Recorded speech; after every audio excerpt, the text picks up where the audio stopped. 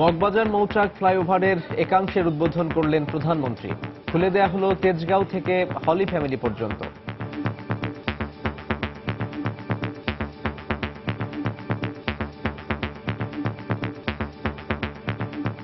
কিভাবে আমরা আমাদের দেশ এই ঢাকা শহর যানজট মুক্ত করা যায়, আর তাছাড়া সমগ্র বাংলাদেশে যোগাযোগ ব্যবস্থা কিভাবে উন্নতি করা যায়, তার জন্য আবার আমাদের যে পূর্বের গৃহীত যে সমস্ত পরিকল্পনা সেগুলি যেমন বাস্তবায়ন করতে শুরু করি, প্রকল্পগুলি আবার নতুনভাবে বাস্তবায়ন করি, পাশাপাশি নতুন নতুন পরিকল্পনা আমরা গ্রহণ করেছি। উচ্ছ্বসিত সাধারণ মানুষ। এখন যানজট কমবে, আমরা বাচ্চাদের নিয়ে তাড়াতাড়ি স্কুলে পৌঁছাতে পারবো। আগে ঘন্টার পর ঘন্টা বসে থাকতে হতো, এখন আর লাগবে না। আমরা এয়ারপোর্ট থেকে যদি মগবাজার বাসায় ফিরি, দ্রুত সময় আমরা বাসায় চলে আসতে পারবো। আরো যে ফ্লাইওভার গুলি নির্মাণ করতেছে, আরো যেন দ্রুত গতিতে এই নির্মাণ কাজগুলি শুরু করে এবং শেষ করতে পারে। দেখছিলেন প্রধান শিরোনাম। দুপুরের সময় আপনাদের সঙ্গে আছি আমি সাজিদ রাজু এবং আমি সঞ্জনা চৌধুরী। এবার অন্যান্য শীর্ষ সংবাদ। সহপাঠী সোহানের ছুরিকাঘাতে মারা যান চট্টগ্রামের প্রিমিয়ার বিশ্ববিদ্যালয়ের ছাত্র সোহেল। অংশ নেয় আরও অন্তত 11 জন। সিসিটিভির ফুটেজ থেকে অপরাধী শনাক্ত। পুনরায় ময়না তদন্তের জন্য কবর থেকে তোলা হলো তনুর লাশ। রাজধানী সহ দেশের বিভিন্ন স্থানে আজও বিক্ষোভ কর্মসূচি। নাশকতার মামলায় জামিন নামঞ্জুর করে মির্জা ফখরুলকে কারাগারে পাঠানোর নির্দেশ। কাউন্সিলের 11 দিন পর তাকে মহাসচিব ঘোষণা। ইউনিয়ন পরিষদ নির্বাচনের দ্বিতীয় ধাপের ভোট গ্রহণ কাল। কেন্দ্রে কেন্দ্রে পাঠানো হচ্ছে নির্বাচনী সামগ্রী। এবং গ্রীষ্মের আগেই রাজধানীতে ডায়রিয়ার প্রকোপ। কলেরা হাসপাতালে প্রতিদিন ভর্তি হচ্ছে প্রায় 400 রোগী। বিশুদ্ধ পানি ও স্যালাইন খাওয়ানোর পরামর্শ চিকিৎসকদের।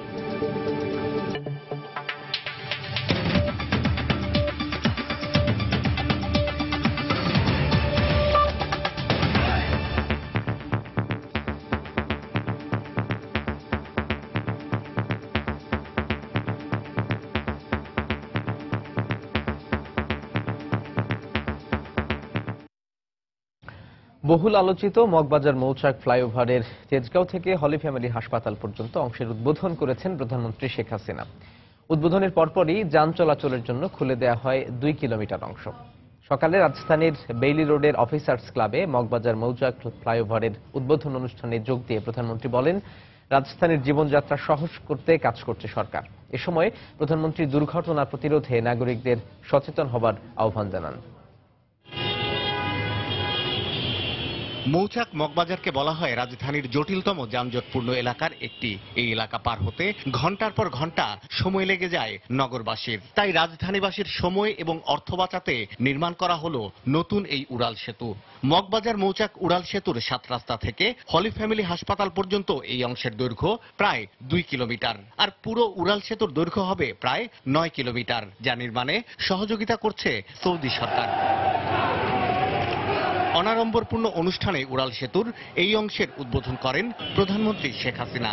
এ সময় প্রধানমন্ত্রী বলেন, মানুষের ক্রয় ক্ষমতা বাড়ছে আর এজন্যই রাস্তায় বাড়ছে যানবাহন। আর এ অবস্থায় ট্রাফিক আইন মেনে চলতে সকলের প্রতি আহ্বান জানান তিনি।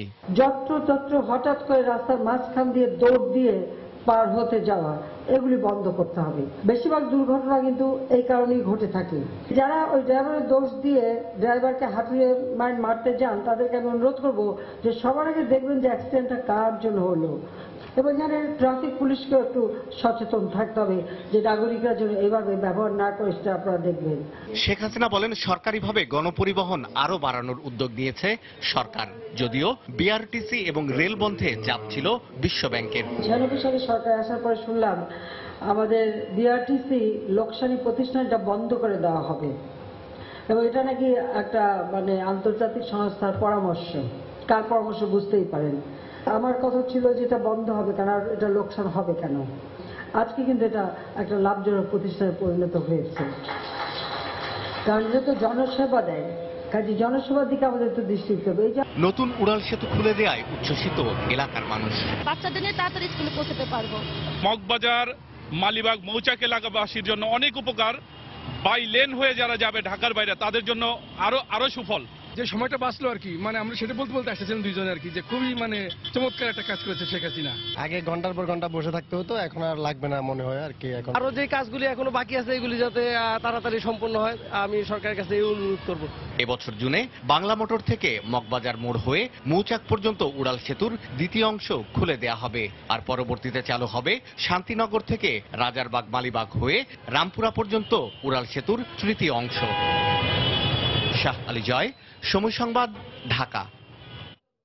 গাড়ি ভাঙচুর এবং অগ্নিসংযোগের অভিযোগে পল্টন থানায় দায়ের করা 3 মামলার মধ্যে 2 মামলায় বিএনপির মহাসচিব মির্জা ফখরুল ইসলাম আলমগীরের জামিন নামঞ্জুর করে কারাগারে পাঠানোর নির্দেশ দিয়েছেন আদালত।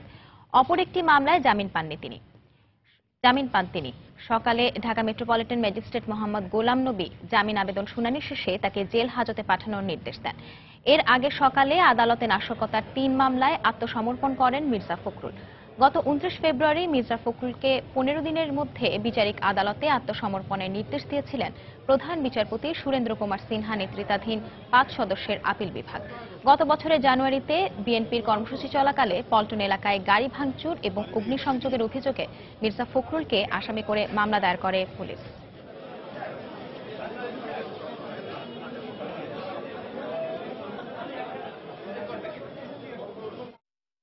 আমরা আদালতকে বলেছি যে যেহেতু এই 3টি মামলায় এটা অজামিনযোগ্য নাশকতামূলক মামলা এবং চার্জশিটভুক্ত আসামি সে, মহামান্য অ্যাপিলেট ডিভিশনের আদেশে এই মির্জা ফখরুল ইসলাম আলমগীরের জামিন 15 দিনের জন্য এক্সটেন্ড করেছিল, কিন্তু এই 15 দিন পার হয়ে যাওয়ার পরেও সে নিম্ন আদালতে আত্মসমর্পণ করে নাই, যেহেতু এখানে সে পুরোপুরি জামিনের মিসইউজ করেছে।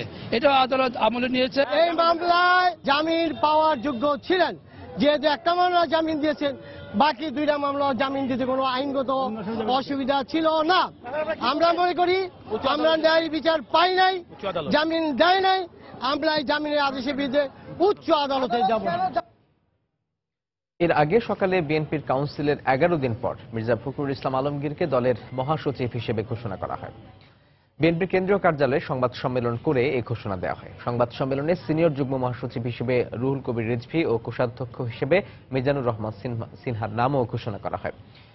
গত 19 মার্চ বিএনপির কাউন্সিলের শেষ পর্যায়ে দলের মহাসচিব ও অন্যান্য পদে মনোনয়ন দেবার জন্য চেয়ারপারসন বেগম খালেদা জিয়াকে সর্বোচ্চ ক্ষমতা দেওয়া হয়।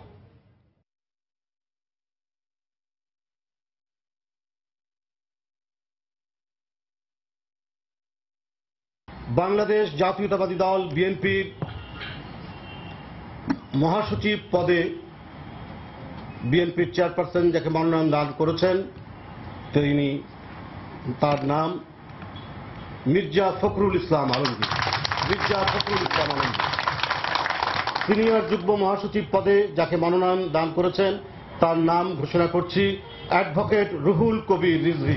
কোষাধ্যক্ষ পদে বিএনপির চেয়ারপারসন যাকে মনোনয়ন দিয়েছেন তিনি হলেন সহপাঠী সোহানের ছুরিকাঘাতে মৃত্যু হয়েছে চট্টগ্রামে প্রিমিয়ার বিশ্ববিদ্যালয়ের ছাত্র নাসিম আহমেদ সোহেলের।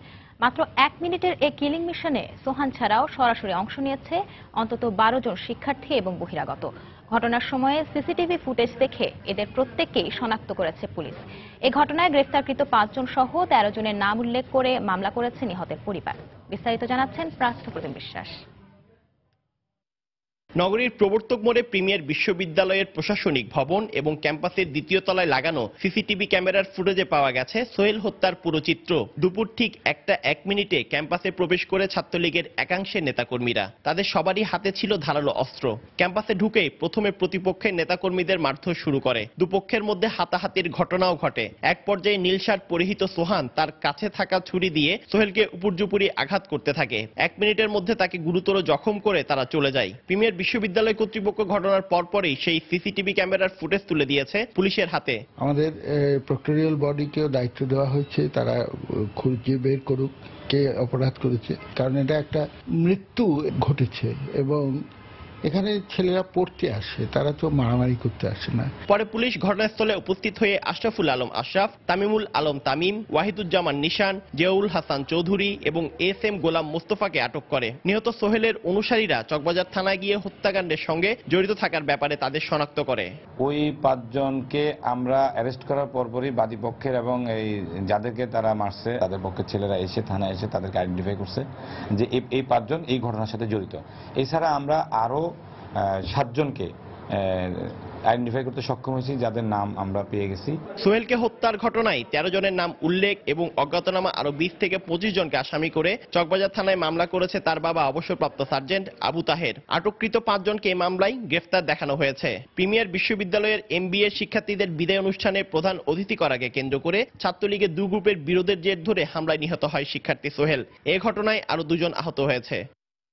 পার্থপ্রতিম বিশ্বাস, সময় সংবাদ, চট্টগ্রাম। অর্থের লোভ আর নেতা হওয়ার বাসনায় ধীরে ধীরে অসহিষ্ণু ছাত্র সমাজকে নিয়ন্ত্রণ করা যাচ্ছে না বলে মনে করেন সমাজবিজ্ঞানীরা। অনেক ক্ষেত্রে নেতাদের বিরুদ্ধে উস্কানি দেওয়ার অভিযোগও রয়েছে। আগে শুধু পাবলিক বিশ্ববিদ্যালয়ে এই ধরনের ঘটনা ঘটলেও এখন তা ছড়িয়ে পড়ছে প্রাইভেট বিশ্ববিদ্যালয়েও। এজন্য ভোগবাদী সমাজ ব্যবস্থাকেই দায়ী করছেন সংশ্লিষ্টরা। কমলদের রিপোর্ট। চট্টগ্রাম প্রিমিয়ার বিশ্ববিদ্যালয়ে আগামী 31 মার্চ MBA শিক্ষার্থীদের বিদায় অনুষ্ঠানে প্রধান অতিথি কে হবেন তা নিয়ে দুপক্ষের বিরোধ। এক পক্ষ চায় বিশ্ববিদ্যালয়ের নিয়ন্ত্রক সাবেক সিটি মেয়র মহিউদ্দিন চৌধুরী হবেন প্রধান অতিথি, অন্য পক্ষ চেয়েছে বর্তমান মেয়র আজম নাসিরউদ্দিনকে প্রধান অতিথি করতে। এমনিতে প্রিমিয়ার বিশ্ববিদ্যালয়ের কর্তৃত্ব নিয়ে এই 2 আওয়ামী লীগ নেতার মধ্যে গত কিছুদিন ধরে মনস্তাত্ত্বিক লড়াই চলে আসছিল। তাদের অনুসারী ছাত্রদের মধ্যেও ছিল ক্যাম্পাস দখলের চেষ্টা। কারণ এই ক্যাম্পাস দখল রাখলে প্রবর্তক মোড়, 5 ক্লাস, পাহাড় মোড় সহ আশপাশের এলাকা এবং বাণিজ্যিক প্রতিষ্ঠান থাকবে তাদের নিয়ন্ত্রণে। একবার ক্ষমতা এলে বৃত্ত আসে, সে যোগ্য হোক অযোগ্য হোক, কেবলমাত্র গায়ের জোরে নেতা হয়ে যেতে পারলেই হলো। প্রভাব বা আধিপত্য বিস্তার করতে পারলে কোনো না কোনো ধরনের অনৈতিক বা অবৈধ সুযোগ সুবিধা তারা পেয়ে থাকে, হয়তো পেয়ে আসছে। সম্প্রতি শিক্ষার্থীদের অসহিষ্ণু মনোভাবে শিক্ষাবিদরা অনেকটা উৎকণ্ঠিত।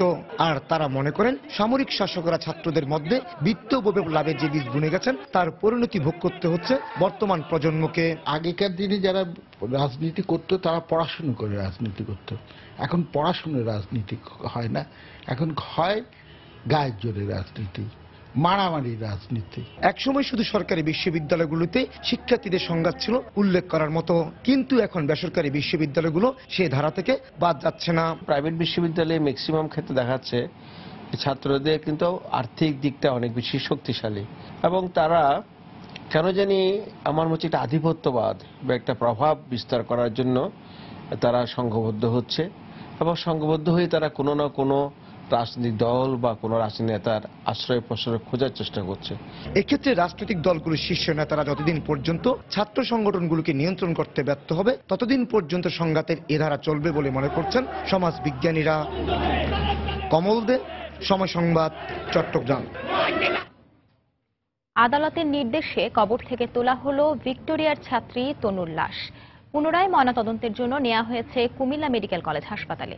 এদিকে বিচারের দাবিতে আজও দেশব্যাপী মানববন্ধন ও বিক্ষোভ কর্মসূচি পালন করেছে সর্বস্তরের মানুষ। হত্যাকাণ্ডে সুষ্ঠু তদন্ত ও বিচার দাবি করেছেন স্বজন ও এলাকাবাসী। কুমিল্লার মুরাদনগরের মির্জাপুর থেকে রিপোর্টার বখতিয়ার মুন্না ও কুমিল্লার প্রতিনিধি বাহার রায়হানের পাঠানো তথ্য ছবি নিয়ে ডেস্ক রিপোর্ট।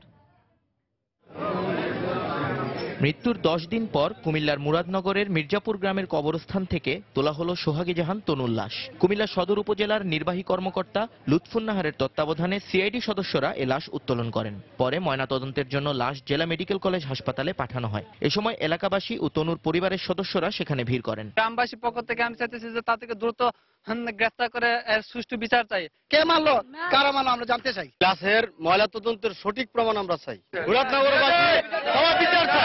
আমি তো বাবা, আমি তো চাই এটা যত দ্রুতভাবে ধরা যায়।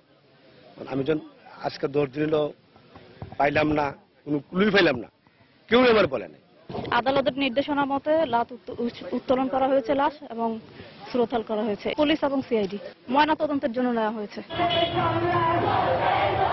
এদিকে তনু হত্যাকাণ্ডের সঙ্গে জড়িতদের দ্রুত গ্রেফতার ও বিচারের মুখোমুখি করার দাবিতে বরিশাল অশ্বিনী কুমার টাউন হলের সামনের সদর রোড অবরোধ করে বিক্ষোভ করে বিভিন্ন শিক্ষা প্রতিষ্ঠানের শিক্ষার্থীরা। একই দাবিতে কুমিল্লা সহ দেশের বিভিন্ন স্থানে মানববন্ধন করেছে সর্বস্তরের মানুষ। তনু হত্যা 10 দিন পেরিয়ে গেছে, এখনো এর কোনো সুবিচার হচ্ছে না কেন? আজ তনু কাল আমরা, আমাদের কোনো নিরাপত্তাই নাই, মেয়েদের কোনো নিরাপত্তা নাই, এভাবে চলতে থাকলে আর কোনো সান্ত্বনার বাণী চাই না, যত শীঘ্রই সম্ভব আমরা তনু হত্যার বিচার চাই। 20 মার্চ রাতে কুমিল্লা সেনানিবাস এলাকায় তনুর লাশ পাওয়া যায়। এ ঘটনায় তার বাবা ইয়ার হোসেন বাদী হয়ে অজ্ঞাতনামা আসামিদের বিরুদ্ধে হত্যা মামলা দায়ের করেন। পরে মামলাটি অধিকতর তদন্তের জন্য সিআইডিতে হস্তান্তর করা হয়। নিয়ন মোহাইমিন, সময় সংবাদ। এদিকে তনু হত্যার বিচার দাবিতে আজও রাজধানীর বিভিন্ন স্থানে বিক্ষোভ হয়েছে। সকালে ইডেন কলেজের শিক্ষার্থীরা ক্লাস বর্জন করে বিক্ষোভ সমাবেশ করে। এই বিক্ষোভ সমাবেশ সাধারণ শিক্ষার্থীরাও অংশ নেন। এ সময় তারা এই হত্যার দ্রুত তদন্ত শেষ করে অপরাধীকে শনাক্ত করে বিচারের মুখোমুখি করার দাবি জানান। এই ঘটনার প্রতিবাদে দুপুরে জগন্নাথ বিশ্ববিদ্যালয়ের সামনে অবস্থান কর্মসূচির ঘোষণা দিয়েছেন শিক্ষার্থীরা। এছাড়াও রাজধানীর ধানমন্ডিতে বিভিন্ন বেসরকারি বিশ্ববিদ্যালয়ের আয়োজনে মানববন্ধন কর্মসূচি পালন করবেন শিক্ষার্থীরা। এতে সংহতি জানিয়েছে গণজাগরণ মঞ্চ।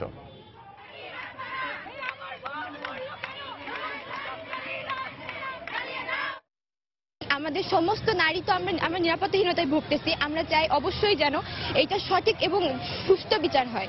মানুষের মানসিকতাটাকে চেঞ্জ করতে হবে, তাহলেই মেয়েদের আমাদের এই সমস্যাগুলো দূর হবে। প্রশাসন কেন চুপ করে আছে?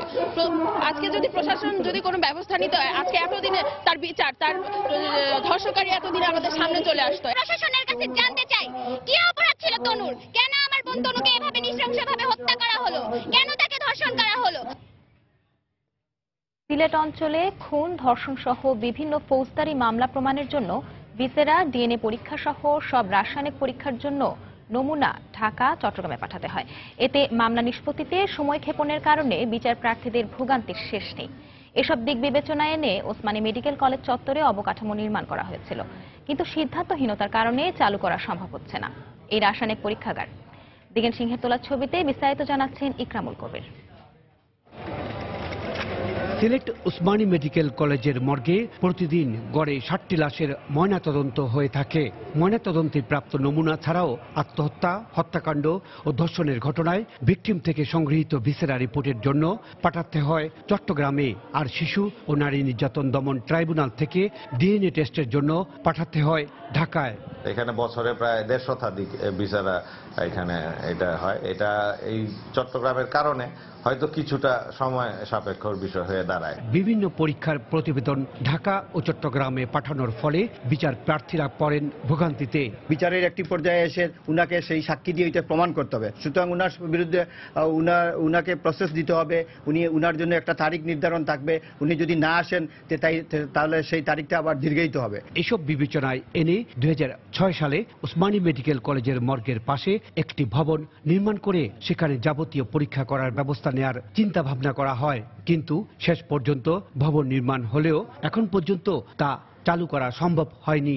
আমরা প্রচেষ্টা চালিয়ে যাচ্ছি, এখন পর্যন্ত এটা চালু হয় নাই বা এ ধরনের কোনো পরিকল্পনা সরকারের কেন্দ্রীয়ভাবে আছে কিনা সিলেটে করার, এটা আমার জানা মতো এখন নাই আর কি।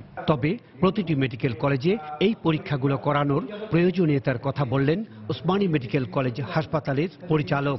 কলেজে কিন্তু একটা ল্যাবরেটরি এমনি থাকে, তার সাথে যদি এটা করে দেওয়া যায় অথবা ফরেনসিক মেডিসিনের জন্য আলাদা ল্যাবরেটরি করে দেওয়া যায় তাহলে অনেক ভোগান্তি কমে যাবে। সিলেটের 34টি আদালতে বছরে 6000-এরও বেশি মামলা দায়ের করা হয়, তার 75 ভাগই ফৌজদারি মামলা। এছাড়া মাসে 20টির মতো নারী ও শিশু নির্যাতন মামলা আমলে নেওয়া হয়। ইকরামুল কবির, সময় সংবাদ, সিলেট। দুপুরের সময় আরো থাকছে। রাজশাহী বিশ্ববিদ্যালয়ের প্রকৌশলীকে মারধরের ঘটনায় ছাত্রলীগের 3 নেতা আজীবন বহিষ্কার। এবং টি-20 বিশ্ব আসরের প্রথম সেমিফাইনালে আজ লড়বে নিউজিল্যান্ড ও ইংল্যান্ড। কিউইদের প্রধান শক্তি স্পিন, ইংলিশদের ভরসা ব্যাটিং।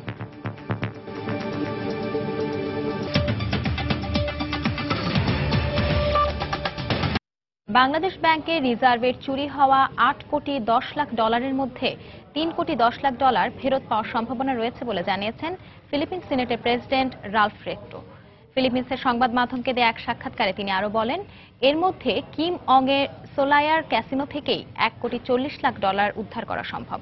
গতকাল ফিলিপিন্স সিনেটের দুর্নীতি বিরোধী ব্লু রিবন কমিটির জিজ্ঞাসাবাদে কিম অং জানান, সোলায়ার ক্যাসিনোয় $46,30,000 রয়েছে। এছাড়া অংয়ের আরেক প্রতিষ্ঠান ইন্টার্ন হাওয়াই লেজার কোম্পানিতে রয়েছে $1 কোটি। কিম দাবি করেন, রূপান্তর হওয়া $1,70,00,000 এখনো ফিল্ডরেমেই রয়েছে। এসব বিবেচনায় রাল্ফ রেক্টো বলেছেন, রিজার্ভের চুরি হওয়া অর্থের মধ্যে মাত্র $3,10,00,000 বাংলাদেশ ফেরত পেতে পারে। টি-20 বিশ্ব আসর প্রসঙ্গ। টি-20 বিশ্ব আসরের প্রথম সেমিফাইনালে নিউজিল্যান্ডের মুখোমুখি হবে ইংল্যান্ড। প্রথমবারের মতো কোনো বিশ্ব আসরের শিরোপা জিততে উন্মুখ কিউইদের সামনে বাধার দেয়াল হতে প্রস্তুত মর্গ্যানের দল। কারণ টি-20 বিশ্ব আসরে নিজেদের দ্বিতীয় ট্রফি ঘরে তুলতে ব্ল্যাক ক্যাপসদের হারানোই এখন তাদের মূল লক্ষ্য। দিল্লির ফিরোজ শাহ কোটলায় বাংলাদেশ সময় ম্যাচটি শুরু হবে সন্ধ্যা 7:30টায়। নিউজিল্যান্ডের সাথে ইংল্যান্ড, তাসমান সাগর পারের দ্বীপ দেশটির সাথে ক্রিকেটীয় অভিজাত শক্তির এ লড়াই খুব বেশি ঐতিহাসিক না হলেও বিশ্ব আসর বলে কথা। সে কারণেই মারমার কাটকাট ধুমধুমার ক্রিকেটে বিনোদনের পাশাপাশি নিজেদের শ্রেষ্ঠত্ব প্রমাণের লড়াইয়ে সেমিফাইনালের মঞ্চে মুখোমুখি এ দুদল। এমনিতেই আসরে এখন পর্যন্ত একমাত্র অপরাজিত দল নিউজিল্যান্ড। আত্মবিশ্বাসের দিক থেকে তাই তাদের সমকক্ষ কেউ নেই। কিউই একাদশে অবশ্য স্যান্টনার ও সোধির সাথে নাথান ম্যাককালাম থাকছেন না। তার জায়গায় পেসার মিলনের সাথে জুটি বাঁধবেন ম্যাকলেনেঘান। আসরে ব্যাটিং গড়ের দিক থেকে ব্ল্যাক ক্যাপসরা কিছুটা পিছিয়ে। ইংলিশ ব্যাটসম্যানরা যেখানে 29 গড়ে 9.10 রান রেটে পুরো আসর জুড়ে রান সংগ্রহ করেছেন, সেখানে কিউই ব্যাটসম্যানরা 21.17 গড়ে 7.41 রান রেটে রান তুলেছেন। বোলিংয়ে অবশ্য যথেষ্ট কিপ্টে মাইক হ্যাসনের শিষ্যরা। প্রতি 12.97 রানে একটি উইকেট এবং 5.97 গড়ের ওভার প্রতি রান দিয়েছেন তারা। অন্যদিকে ইংলিশরা উইকেট নিয়েছে প্রতি 28 রানে একটি, আর ওভার প্রতি রান দিয়েছে 8.95 করে। স্পিনিং কন্ডিশন হওয়াতে কিউইরা অনেকটাই স্বস্তিতে। পুরো আসরে নিউজিল্যান্ডের স্পিনাররা 36 ওভার 4 বল করে 188 রান দিয়ে 9.40 গড়ে উইকেট নিয়েছে 20টি, আর ইংলিশ স্পিনাররা 24 ওভার বল করে 29.75 গড়ে 238 রান দিয়ে উইকেট নিয়েছে মাত্র 8টি। দু দলের জন্য এই কন্ডিশন খুব একটা বেশি সুবিধার নয়। আর টি-20 ক্রিকেট এতই ছোট পরিসরের, যে কোনো সময় যে কোনো কিছুই ঘটতে পারে। এক কথায় বলবো, জয়ের লক্ষ্যেই খেলবো। ইংলিশরা অবশ্য রেকর্ড নয়, ম্যাচের দিনটাকে নিজেদের করে নিয়ে দিল্লি জয় করে কলকাতায় পাড়ি জমাতে চায়। ভরসার জায়গাটা তাই একেবারে নড়বড়ে নয় মর্গ্যানের। দলে ফিরছেন ওপেনার অ্যালেক্স হেলস, পেসার হিসেবে টপলেও যোগ দিচ্ছেন উইলি ও জর্ডানের সাথে। কোনো কিছুই ভাবতে চাই না, শুধু জয় চাই। দলের সবাই সেটা জানে। শুধু একটি ভালো দিনের অপেক্ষা। উইকেট ও দল সবই নিয়ে ভেবেছি আমরা প্রস্তুত। স্পিনারদের সাফল্যে কিউইরা এগিয়ে থাকলেও ব্যাটসম্যানদের ক্ষেত্রে অবশ্য ইংলিশেই এগিয়ে। বাটলার, রুট, জেসন রয়দের স্ট্রাইক রেট যেখানে 130-এর উপরে, সেখানে গাপটিল, টেইলর, উইলিয়ামসনরা অবশ্য রয়েছেন কিছুটা পিছিয়ে। প্রস্তুত মঞ্চ, প্রস্তুত যোদ্ধারা। 22 গজের উইকেটে সবচেয়ে আকর্ষণীয় লড়াইটা এখন দেখার অপেক্ষা। সজল মিত্র, রিচার্ড, সময় সংবাদ। গ্রীষ্ম আসার আগেই রাজধানীতে ডায়রিয়ার প্রকোপ দেখা দিয়েছে। আইসিডিডিআরবির তথ্য মতে মহাখালীর কলেরা হাসপাতালে গড়ে প্রতিদিন ডায়রিয়া রোগী ভর্তি হচ্ছে প্রায় 400 জন। চিকিৎসকরা জানান, বিশুদ্ধ পানির সংকট এবং খোলা ও বাসি খাবারের কারণেই এই রোগে আক্রান্ত হচ্ছে অনেকে। এদিকে ডায়রিয়া আক্রান্ত রোগীকে বেশি করে স্যালাইন খাওয়ানোর পরামর্শ চিকিৎসকদের। ফখরুল শাহিনের রিপোর্ট। উপরে ঝুলছে স্যালাইনের ব্যাগ, বিছানায় শুয়ে অপলক তাকিয়ে রয়েছে রসিন। ডায়রিয়ায় আক্রান্ত হয়েই চঞ্চলতা হারিয়েছে 18 মাসের এই শিশু। শুধু রসিন নয়, মহাখালী কলেরা হাসপাতালের সারি সারি বিছানায় অনেকটা নিথর পড়ে আছে ডায়রিয়ায় আক্রান্ত শত শিশু। টাইমে যেমন পায়খানা করছে বাড়লেই, তারপরে যেমন 6টা-7টা বাজে একেবারে মানে পাতলা পায়খানা ভর্তি নিল, নেওয়ার পরে বেবিজিং দিল আর এই স্যালাইন দিছে, বলছে বাথরুম হইলে খাওয়াবেন। পাতলা পায়খানা, বমি, জ্বর, তো ওষুধ দিছে, স্যালাইন দিছে, পরে এখন একটু অবস্থা একটু জ্বরটা কমছে আর পাতলা পায়খানাটা একটু কমছে। বয়স্করাও রেহাই পাচ্ছেন না পানিবাহিত এই রোগ থেকে। সকালে খাওয়া দাওয়া করার পর থেকে মানে পাতলা পায়খানা শুরু হয়েছে। যতদূর সম্ভব হয়তো খোলা খাবার খাইছিলাম। চাকরি করি, বিভিন্ন জায়গায় ঘুরে করি, যার জন্য গরমের থেকে এই কারণটা হচ্ছে। প্রতি বছর গরম এলেই ডায়রিয়ায় আক্রান্ত রোগীর সংখ্যা বাড়ে বলে জানান আইসিডিডিআরবির প্রধান চিকিৎসক। যে সময় পানি বেশি লাগছে এবং সবসময় সেটা নিরাপদ পানি নয়, সেই কারণে আমরা জীবাণুযুক্ত পানি সবসময় পানি না, এই জন্য খাবারের সঙ্গে পানির সঙ্গে জীবাণু যাচ্ছে। এই গরমের সময় খাবার দাবার চট করে নষ্ট হয়ে যায়। খাবারটা যদি সেটাকে আবার ঠিক মতো না করে নিয়ে বা যদি সে বাসি বা পচা খাবার যদি আমরা খেয়ে ফেলি, ওই খাবারের সংসার জীবাণুগুলো ঢুকছে আমার ভিতরে। তবে সচেতন থাকলে অনেকেই এই রোগ থেকে রেহাই পেতে পারে বলে জানান তিনি।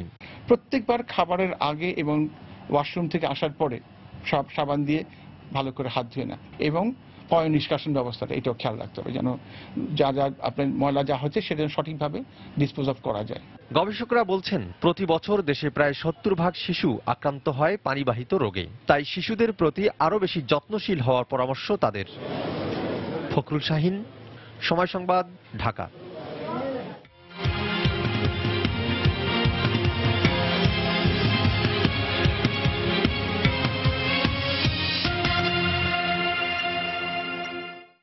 দ্বিতীয় দফা ইউনিয়ন পরিষদ নির্বাচনের ভোট গ্রহণ কাল সকাল থেকে নির্বাচনী কর্মকর্তাদের হাতে তুলে দেওয়া হচ্ছে ভোট গ্রহণের প্রয়োজনীয় সামগ্রী। দর্শক, এই মুহূর্তে সিলেটের কোম্পানীগঞ্জ উপজেলা পরিষদে আছেন আমাদের সহকর্মী ইকরামুল কবির এবং ময়মনসিংহের তারাকান্দা থানায় আছেন রিপোর্টার হারুনুর রশিদ। নির্বাচনী প্রস্তুতির সবশেষ খবর জানতে আমরা চলে যাব তাদের কাছে। প্রথমেই যাচ্ছে ইকরামুল কবিরের কাছে। ইকরাম।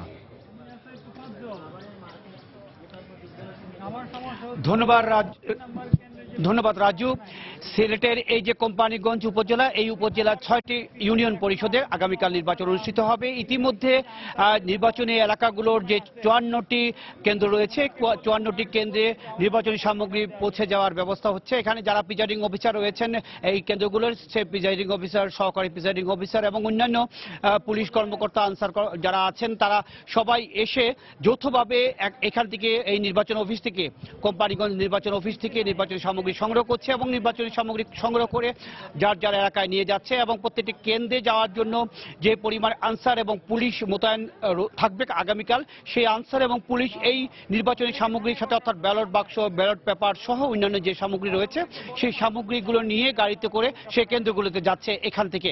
এবং ইতিমধ্যে প্রায় শেষ হয়ে গেছে, আর 8-10টি কেন্দ্রে সামগ্রী নেওয়া বাকি রয়েছে। এখানে নির্বাচন অফিসার মোহাম্মদ আজিজুর রহমান বসুনি আমাকে জানিয়েছেন যে এই উপজেলায় যে 6টি নির্বাচন ইউনিয়ন রয়েছে, এই ইউনিয়নগুলোর জন্য 30 জন চেয়ারম্যান প্রার্থী রয়েছে, 235 জন পুরুষ সদস্য এবং 56 জন নারী সদস্য নির্বাচন করার জন্য প্রতিদ্বন্দ্বিতা করবে আগামীকাল। এবং তাদের ভোট দিবে এই উপজেলার 90,000 ভোটার এই 6টি পরিষদের জন্য আগামী 5 বছরের জন্য নির্বাচন করবেন এই পরিষদকে। একইভাবে সিলেটের 2টি উপজেলা, সিলেট এবং গোয়াইনঘাট, এছাড়া সিলেট বিভাগে 6টি উপজেলার 46টি ইউনিয়নে আগামীকাল নির্বাচন অনুষ্ঠিত হবে। এই 46টি ইউনিয়নের মধ্যে ইউনিয়নের পরিষদ নির্বাচন করার জন্য 7.5 লাখ ভোটার রয়েছে এবং তাদের নিরাপত্তার জন্য পর্যাপ্ত পুলিশ রয়েছে। সমস্ত সিলেট বিভাগে প্রায় 5,000 পুলিশ মোতায়েন থাকবে, সাথে থাকবে আনসার, বিজিপি, তারপর রয়েছে র্যাব, বিজিবি এবং অন্যান্য যারা আইন শৃঙ্খলা রক্ষায় নিয়োজিত বাহিনী, তারা থাকবেন। এবং সবকিছু মিলে সার্বিক পরিস্থিতি এখন পর্যন্ত বেশ উৎসব মুখর পরিবেশ মনে হচ্ছে। ভোটার, সমর্থক এবং প্রার্থী সবার সাথে আমি মোটামুটি কথা বলেছি, সবাই আশা করছেন আগামীকাল শান্তিপূর্ণভাবে নির্বাচন অনুষ্ঠিত হবে এবং ভোটারদের নিরাপত্তার জন্য প্রশাসনও কঠোর অবস্থানে রয়েছে। এই ছিল সিলেট অঞ্চলের নির্বাচনী পরিবেশের সর্বশেষ খবর। এবার আমি চলে যাচ্ছি ময়মনসিংহের নির্বাচনী পরিবেশ জানার জন্য, সেখানে রয়েছে হারুনুর রশিদ। ময়মনসিংহের যে 2টি উপজেলার 20টি ইউনিয়ন পরিষদে নির্বাচন অনুষ্ঠিত হচ্ছে, সেই নির্বাচনের সামগ্রী বিতরণ করা হচ্ছে। সিলেটে যে অবস্থা, ময়মনসিংহেরও ঠিক একই অবস্থা। আমরা সকাল থেকে অবস্থান করছি তারাকান্দা থানায়। এই তারাকান্দা থানায় থেকে তারাকান্দা থানার যে তারাকান্দা উপজেলার যে 10টি ইউনিয়ন পরিষদের নির্বাচন অনুষ্ঠিত হবে, সেই 10টি ইউনিয়ন পরিষদের ভোট গ্রহণের যে সামগ্রী রয়েছে, যেমন ব্যালট পেপার, ব্যালট বাক্স সহ অন্যান্য যে আনুষঙ্গিক সরঞ্জামাদি রয়েছে, সেগুলো বিতরণ কার্যক্রম শুরু হয়েছে। দুপুর 12টা থেকে আসলে এই কেন্দ্রে এইগুলো বিতরণ কার্যক্রম শুরু হয়েছে। প্রিজাইডিং অফিসার যারা রয়েছেন তারা এসেছেন, তাদের প্রিজাইডিং অফিসার, পুলিশ সদস্য এবং আনসার সদস্য যারা রয়েছেন, তারা একসাথে সমন্বয়ের মাধ্যমেই এই ব্যালট পেপার, বাক্স এবং নির্বাচনী সরঞ্জামাদি তারা গ্রহণ করেছেন। এখানে যে কন্ট্রোল রুম রয়েছে উপজেলা নির্বাচন কর্মকর্তার, সেই নির্বাচন কর্মকর্তার কন্ট্রোল রুম থেকে তারা এই সামগ্রীগুলো নিয়ে কেন্দ্রের দিকে যাচ্ছেন। আমরা দেখতে পাচ্ছি যে থানার ভিতরে যে কন্ট্রোল রুম স্থাপন করা হয়েছে, সেখান থেকে একে একে প্রিজাইডিং অফিসাররা তাদের সামগ্রীগুলো নিয়ে আসছেন এবং তারপর গাড়িতে করে কেন্দ্রের উদ্দেশ্যে রওনা দিয়েছেন। তবে এখনো ঠিক সেভাবে কেন্দ্রের উদ্দেশ্যে রওনা দিতে পারেননি, কারণ এখনো মালামাল বুঝে নিচ্ছেন বা বুঝে নেওয়ার কাজে কিছুটা দেরি হওয়ার কারণে বিলম্ব হচ্ছে। হচ্ছে। তো কিছুক্ষণের মধ্যেই আসলে এখানে যারা নির্বাচন কর্মকর্তা রয়েছেন তারা জানিয়েছেন যে 5টা বা 6টার মধ্যে তারা তাদের সব কার্যক্রম শেষ করে নেবেন। আমি এখানকার দায়িত্বরত পুলিশ কর্মকর্তাদের সাথে কথা বলেছি, তারা জানিয়েছেন যে নির্বাচন সুষ্ঠু এবং নির্বিঘ্ন করতে ব্যাপক প্রস্তুতি তারা নিয়েছেন। বিশেষ করে 3 স্তরের নিরাপত্তা নেওয়া হয়েছে। নির্বাচন সুষ্ঠু করতে সব রকমের পদক্ষেপ নেওয়া হয়েছে। আর ভোটাররা রয়েছেন আগামীকাল তাদের কাঙ্ক্ষিত প্রার্থীদের ভোটদানের অপেক্ষায়। এই ছিল আসলে তারাকান্দা থেকে সর্বশেষ খবর। ফিরে যাচ্ছি স্টুডিওতে। রাজু। ময়মনসিংহ থেকে হারুনুর রশিদ এবং সিলেট থেকে ইকরামুল কবির জানাচ্ছিলেন ইউনিয়ন পরিষদ নির্বাচনের খবর। দেখছেন দুপুরের সময়। দুরন্ত বাইসাইকেল, উড়ে চলো দুরন্ত গতিতে।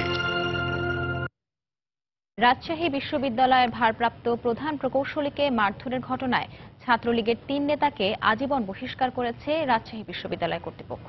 মঙ্গলবার রাতে অনুষ্ঠিত বৈঠকে এই সিদ্ধান্ত নেয় বিশ্ববিদ্যালয় প্রশাসন।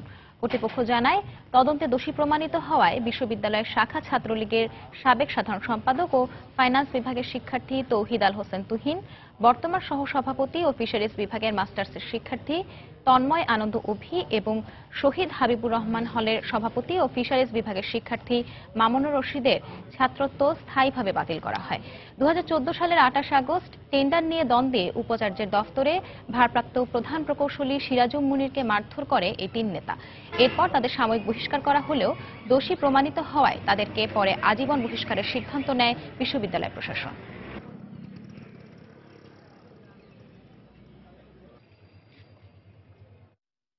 দুপুরের সময় আরো থাকছে।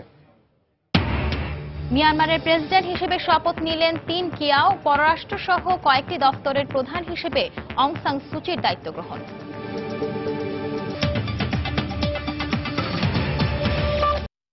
কিশোরগঞ্জে ট্রাক উল্টে এক শিশু সহ একই পরিবারের 3 জনের মৃত্যু হয়েছে। গত রাত 11:30টার দিকে পটিয়াদের কদমতলী এলাকায় এই দুর্ঘটনা ঘটে। প্রত্যক্ষদর্শীরা জানায়, ধান কাটার মৌসুমকে কেন্দ্র করে কুমিল্লার 14 গ্রাম থেকে ট্রাকে করে কিশোরগঞ্জে যাচ্ছিল পরিবারটি। এ সময় ট্রাকটি নিয়ন্ত্রণ হারিয়ে উল্টে গেলে ঘটনাস্থলে জনাব আলী ও তার 2.5 বছরের শিশুর মৃত্যু হয়। পরে সেখান থেকে সালমা বেগমকে উদ্ধার করে হাসপাতালে নেয়ার পর চিকিৎসাধীন অবস্থায় তারও মৃত্যু হয়। দুর্ঘটনার পর থেকে ট্রাকের চালক ও হেলপার পলাতক রয়েছে।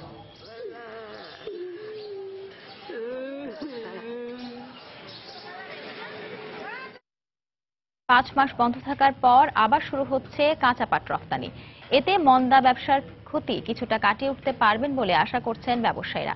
এমন সিদ্ধান্তে অভ্যন্তরীণ চাহিদার বিপরীতে কাঁচা পাটের সরবরাহে কোনো ঘাটতি হবে না, বরং আগামী মৌসুমে চাষিরা পাটের ভালো দাম পাবেন বলে মনে করছে পাট ও বস্ত্র অধিদপ্তর।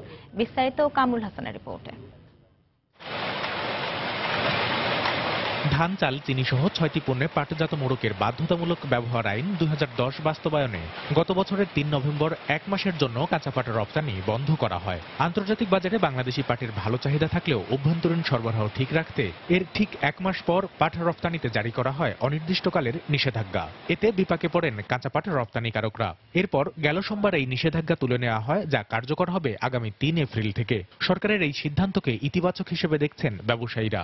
আমি মনে করি এটা ভালো সিদ্ধান্ত এবং আমাদের এক্সপোর্টাররা, আমাদের রজত শিপাররা কোনোভাবে প্রাইস দিক দিয়েও কম পাবেন না এবং তারা বাকি যে 3 মাস 4 মাস আছে এই সময়টুকু তাদের ক্ষতি পুষে নিতে পারবেন, যেটা ইতিমধ্যে তাদের যে ক্ষতিটুকু হয়ে গেছে 4-5 মাস তারা এক্সপোর্ট করতে পারে না, ব্যাংক ইন্টারেস্ট দিয়েছে। তবে অভ্যন্তরীণ চাহিদা মেটাতে যেন আগামীতে রফতানি বন্ধ করতে না হয়, সেজন্য কৃষক পর্যায়ে সুযোগ সুবিধা বাড়ানোর দাবি সংশ্লিষ্টদের। এখন যেহেতু লোকাল মার্কেটের জন্য আমার কাঁচা পাট অন্তত ব্যাগের জন্য ধরে রাখার দরকার নাই, কাজে এই সময়টা আমরা একটা যেহেতু ব্রিজিং স্পেস পাচ্ছি এই সময়টাতে আমরা এক্সপোর্ট করতে পারি। উৎপাদন এবার যে গভর্নমেন্ট টার্গেট নিয়েছে 72 লাখ থেকে 75 লাখ বেল, সেটা গভর্নমেন্ট যদি মনিটর না করে, বীজ যদি সম্ভবত না পৌঁছে, সেক্ষেত্রে একটা সমস্যা হয়ে যায়। তখন আবার আমরা যদি আবার নেক্সট টাইম শর্টেজে পড়ি, আবার তো আমাদেরকে এক্সপোর্ট ব্যান করতে হবে। গত 5 অর্থ বছরের পাট অধিদপ্তরের তথ্যপাত্রে দেখা যায়, প্রতি বছর শেষে গড়ে মজুদ থেকেছে 14 লাখ বেলের বেশি কাঁচা পাট। তাই রফতানির সুযোগ চালু হয় সব পক্ষই লাভবান হবে বলে দাবি পাট অধিদপ্তরের। প্রায় 25 লক্ষ বেলের উপরে পাট বর্তমানে আছে আমাদের কাছে, কাঁচা পাট বিভিন্ন স্টকিস সহ। আগামী 4 মাস বা 5 মাস আমাদের সর্বোচ্চ 15 লক্ষ বেল বা তার কাছাকাছি সর্বোচ্চ লাগতে পারে সবার। যদি কোনো কারণে কাঁচা পাটের স্টক বড় থেকে যায়, তাহলে কিন্তু নতুন যে পাটটা বাজারে আসবে সেটার যে কৃষকেরা তাদের ন্যায্য মূল্য কিন্তু বছরের শুরুতে পাবে না। এই সময় ওপেনিং হওয়াতে রপ্তানিকারকেরা মোটামুটি ওই একটু সময় পাবে, তারা যাতে সঠিকভাবে রপ্তানি করতে পারে। তবে রফতানি বন্ধ থাকাকালীন ৩ নভেম্বরের আগে খোলা 251 টিএলসির বিপরীতে 2,77,000 বেল কাঁচা পাট রপ্তানির সুযোগ পেয়েছেন ব্যবসায়ীরা। কামরুল হাসান সবুজ, সময় সংবাদ, ঢাকা।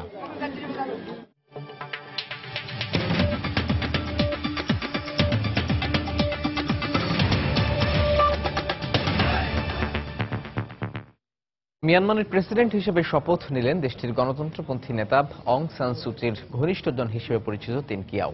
এর মধ্য দিয়ে 5 দশকেরও বেশি সময় পর কোনো বেসামরিক ব্যক্তি দেশটির প্রেসিডেন্টের দায়িত্ব নিলেন। একই সঙ্গে এনএলডি নেতা সুচি পররাষ্ট্রসহ কয়েকটি দপ্তরের প্রধান হিসেবে শপথ নিয়েছেন। বুধবার স্থানীয় সময় সকালে পার্লামেন্টে শপথ নেন প্রেসিডেন্ট কিয়াও ও 2 ভাইস প্রেসিডেন্ট। একই সঙ্গে মন্ত্রিসভার সদস্যরাও শপথ গ্রহণ করেন, যাদের অধিকাংশই এনএলডি সদস্য। দলের প্রধান সুচি সাংবিধানিক বাধার কারণে সরকার প্রধান হতে না পারলেও প্রেসিডেন্টের কার্যালয়, পররাষ্ট্র, শিক্ষা ও জ্বালানি সহ কয়েকটি দপ্তরের প্রধান হিসেবে শপথ নেন। তবে সরকারের গুরুত্বপূর্ণ স্বরাষ্ট্র, প্রতিরক্ষা ও সীমান্ত বিষয়ক মন্ত্রণালয়ে সেনাবাহিনী মনোনীত 3 জনকে নিয়োগ দেওয়া হয়েছে। ফলে গণতান্ত্রিক সরকার দেশটির ক্ষমতা গ্রহণ করলেও সামরিক বাহিনীর সঙ্গে সমঝোতার মাধ্যমেই সুচিকে দেশ পরিচালনা করতে হবে বলে মনে করছেন বিশ্লেষকরা। গত নভেম্বরে দেশটির সাধারণ নির্বাচনে বিপুল বিজয় পায় অং সান সুচির NLD. 25 years on, the system's been rigged again. President, because her sons are British.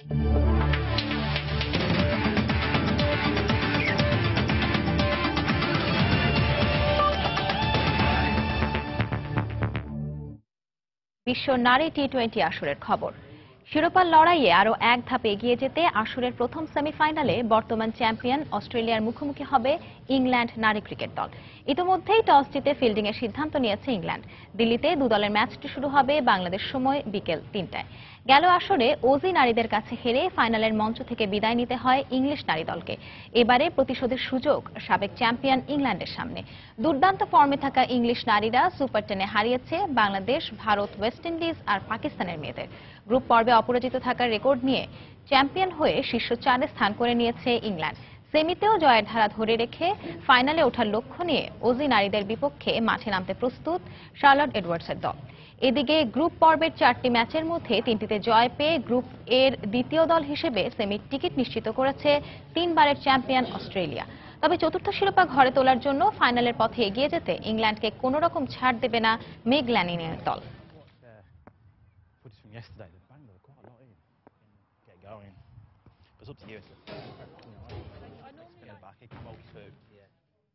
দুপুরের সময় এ পর্যায়ে শীর্ষ সংবাদ জানিয়ে দিচ্ছি আরো একবার।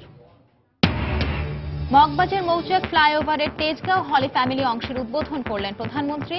বললেন, চালককে দায়ী করার আগে যত্রতত্র রাস্তা পারাপার বন্ধ করতে হবে। সহপাঠী সোহানের ছুরিকাঘাতেই মারা যান চট্টগ্রামে প্রিমিয়ার বিশ্ববিদ্যালয়ের ছাত্র সোহেল। অংশ নেয় আরো অন্তত 11 জন। সিসিটিভির ফুটেজ দেখে অপরাধী শনাক্ত। পুনরায় ময়না তদন্তের জন্য কবর থেকে তোলা হলো তনুর লাশ। রাজধানী সহ দেশের বিভিন্ন স্থানে আজও বিক্ষোভ কর্মসূচি। নাশকতার মামলায় জামিন নামঞ্জুর করে মির্জা ফখরুলকে কারাগারে পাঠানোর নির্দেশ। কাউন্সিলের 11 দিন পর তাকে মহাসচিব ঘোষণা। এবং ইউনিয়ন পরিষদ নির্বাচনের দ্বিতীয় ধাপের ভোট গ্রহণ কাল। কেন্দ্রে কেন্দ্রে পাঠানো হচ্ছে নির্বাচনী সামগ্রী। এই ছিল দুপুরের সময়। যে কোনো খবর পেতে ভিজিট করুন সময় নিউজ.টিভি আর সঙ্গে থাকুন সময়ের।